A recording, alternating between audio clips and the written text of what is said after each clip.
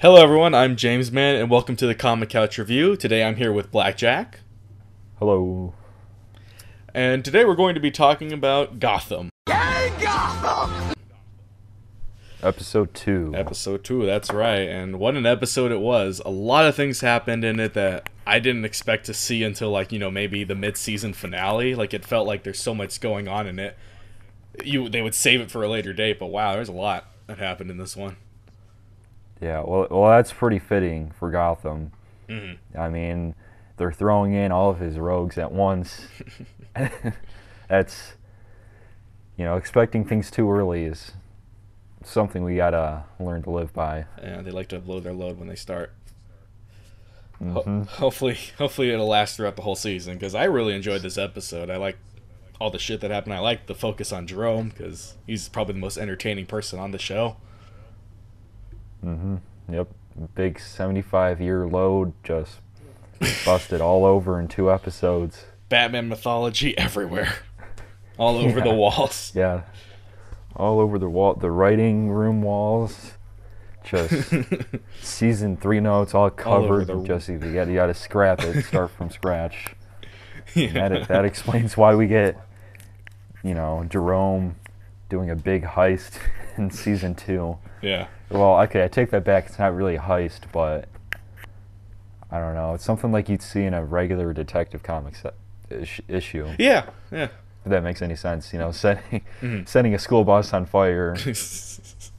I thought, ironically, is pretty accurate. But yeah, I thought they were gonna go for it in that part. Mm-hmm. It's kind of early in the episode, so we kind of mentioned that it doesn't happen, and I was like, "Whoa, we were gonna get dark there, aren't we?" Mm-hmm. Yeah, it reminded me of. Have you seen Under the Red Hood? Yeah. Remember that part where he's about to burn the mobsters? Oh yeah. I thought they were gonna do it, and I was like, "Holy fuck!" And then it gets knocked out. Mm-hmm. Yeah, he was saved by Jim Gordon's stupidity. Instead of throwing the criminal backwards, just lets the lighter fly into the air and land on the gasoline anyway. Mm-hmm. My favorite part is when they arrive to the crime, when it's happening, to the bus, and the one cop starts shooting, and then Gordon says, "Don't shoot," and immediately that cop gets shot. Yeah. So there were some. This was mostly not even, I would say, a Gordon episode or even a Bruce episode. This was specifically the Maniacs episode. This is all about the villains in this one. Yeah, there were brief mentions, there were brief focuses, yes, but it felt way more like the focus was on the villains in it.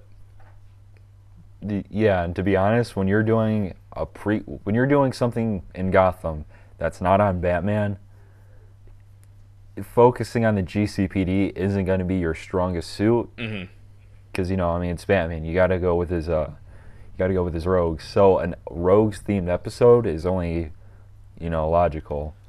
Yeah, it's the only logical step that you can go with, because it's just the other stuff that was going on in this episode wasn't nearly as interesting as what was going on with the villains. Yeah, it was a pretty nice fit. They got to display more of Jerome, like you said, which, again, not comic accurate in the least in some perspectives, but then they kind of nail his personality. Yeah. Which is really fun to watch. My only complaint when it comes to Jerome is that they've got some really over-the-top lines and direction, which kind of takes away from certain scenes, like the samurai sword scene. Oh, yeah. And then, they play Russian roulette. That was a pretty great scene. And then the follow-up to that, 2 lines, the follow-up. What the fuck was that? They take it too far. Yeah, one step too far. Yeah, they definitely do that a lot. And like we said last time, ham and cheese and all that business, but sometimes, man, that cheese gets a little overpowering. Yeah, that is an understatement when it comes to Gotham. Yeah. Outside of what was going on with the villains, we also had the thing going on with Bruce and Alfred, which was like, what the hell was going on there?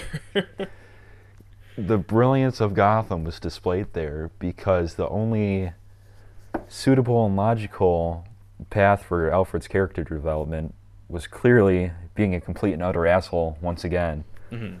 You know, all of season 1 just kind of thrown out the drain in that one scene. Where was the logic in what he did? Yeah. I don't even think he offered an explanation, just like, this is better that you don't know. And I don't know, maybe they're teasing something later, but it feels like it's out of the blue random. I like to think like he thinks his old master had like a huge porn stash in his computer and didn't want the son to see. Yeah. Metropolis Gone Wild.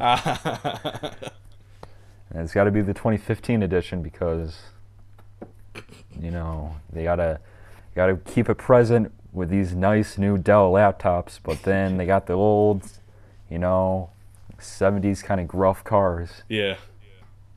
Well, that sounds like a complaint. That's how it feels timeless. Yeah, that sounds like a complaint. That's not. That's just me being stupid for the most part. You're just stating what's going on. You're stating the obvious. Yeah. Something you're very famous for. Yeah, that's what it said on my job application for when I got a job at the Dominatrix Club. Yeah, the Dominatrix Club. Speaking of Dominatrix, BBX. What kind of name is that for the Gotham Squad? That's what Wait, I did they would say have that in called the them. show? The Gotham Squad? Yeah, or BB. What the fuck is BBX? Did I totally miss that? Or are you setting up a joke?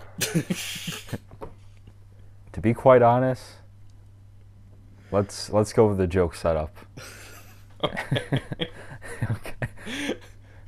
Because I was under the impression somebody told me earlier that the team name was BBX. I was like, that's a fucking dominatrix. That's not the name. And they were like, no, seriously, they call themselves BBX. Why do you think she has that whip? And I was like, oh, okay. She's not even part of the club.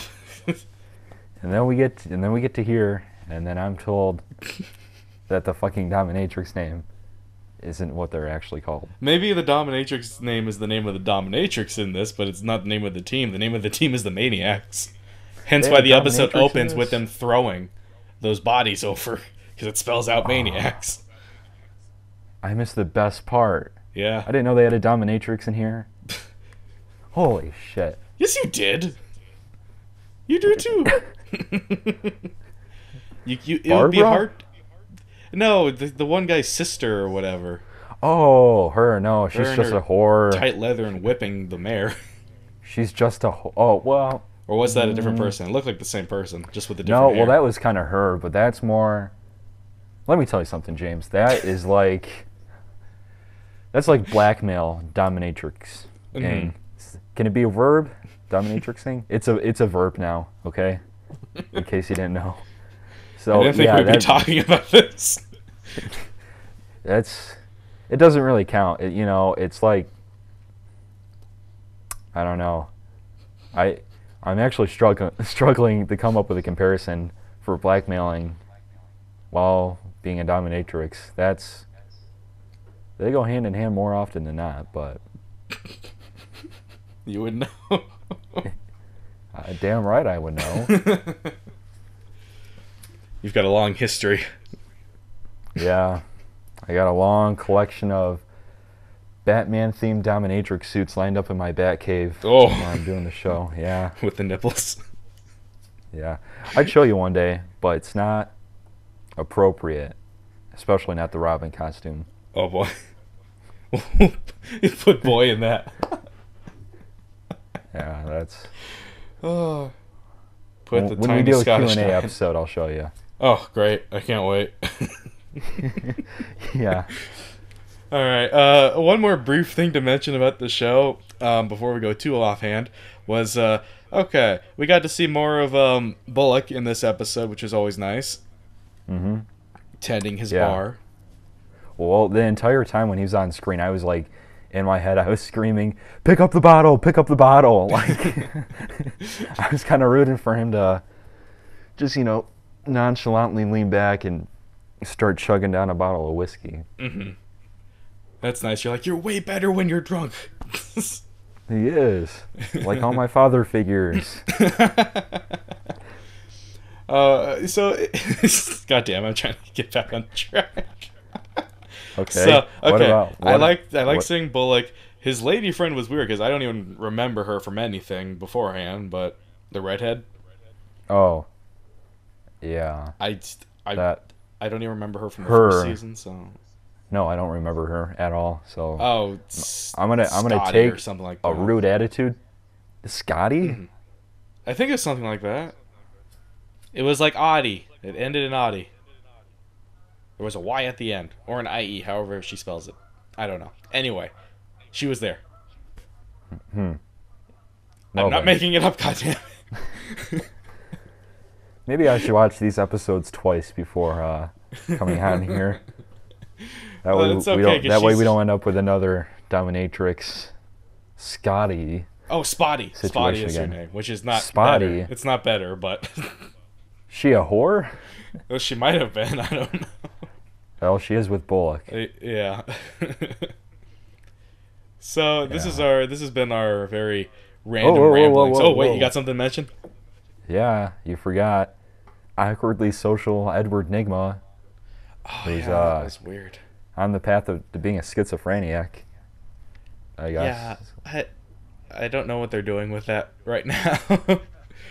It's Yeah, he'll pop up for one scene and you're just like, all right, that was something.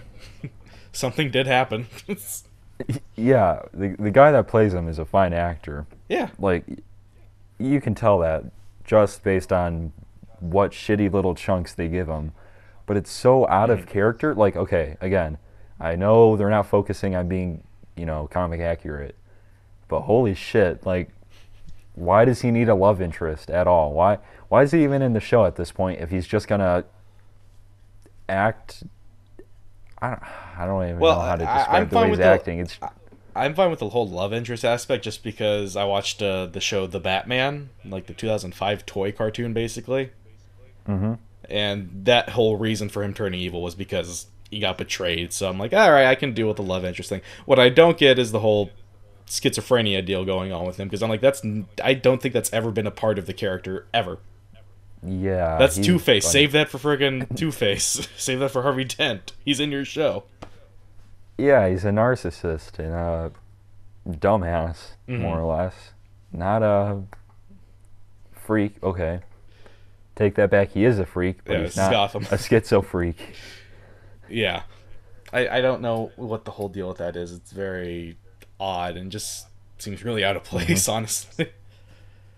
Compared to, like, whatever else is going on in that episode. Because before it was like when he would pop up and say the first season, it was always like he was like trying to help them, analyze a certain thing or doing something, Yeah. But now it's like yeah. he's not even involved in the cases that they're trying to do. So he's just kind of like, I'm just in the file room and I'm going to freak the fuck out. Yeah, that's Gotham in a nutshell. that sums up Gotham pretty well too. They've got some really nice parts and some really like jaw-dropping stupidity parts. Yeah. Definitely. That is pretty much all of Gotham. And hey, I love it because I enjoy the show a lot, but there's a lot to it that I can easily understand why people dislike. Mm-hmm. So, anything else to say about this episode? Well, did we talk about the police shootout? I just want to say for a quick second, that was a really cool scene. That's about it. Yeah, it was great. And then again, it showed off Jerome, the actor. Again, he's a great actor. Some really kind of questionable parts, to put it lightly, throughout the character and his screen time during these. But I guess I don't know how many episodes it's been, but it's kind of been like that since season 1. But yeah, I mean, it was a lot of fun to watch. And some of the lines that they gave him, he had some good lines, like the spitting line. Yeah, I love that. that was pretty funny. So, and the actor that they got, he's able to play up to it, live up to the role of the Joker, and deliver some of those lines with prestige, if you will. So. Yeah, he's the most entertaining thing about the show right now, I think. So. Oh yeah, by far. Yeah. So there's our opinion on the new episode of Gotham. It was a pretty good episode. A lot of shit did happen. A lot of events happened in it, And that's really about all I have to say about it, I think. I don't think I've got anything else to say about the episode. What about you? Nope. Nope. Trying to avoid a Dominatrix BBX. Trying to avoid going down that road again. Yep, trying to avoid the joke, but I'm gonna... There ain't no crack in this whip. Oh my god. Are we gonna be like Gotham and just like try and like end the show the most cheesiest way possible, like have a pun at the end? I was cheesy before Gotham. I was shit. I was full of shit writing long before they came along. Well, there you go, everyone. Hope you all enjoyed the review. We will see you guys for the next episode next week. Tonight, I'm going to be checking out Agents of S.H.I.E.L.D. Jilly McBeam will also be checking it out, so we'll be doing a review for that. Blackjack, are you going to watch it? If not, Agents I completely... of S.H.I.E.L.D. Yeah, if not, I understand. Oh, my God. This sounds really bad of me. Not the worst thing I've said, but it's a struggle to keep up with one TV show. Like, I almost missed last night's episode of Gotham. I'll try and watch Agents of S.H.I.E.L.D., but... No promises. No promises. Blackjack might or might not be there, so don't be surprised either way. So, yeah, look for that review coming up within the next 2 days. I've been JamesMan, and I'm here with Blackjack. Mm-hmm. And we will see you all next time. Goodbye.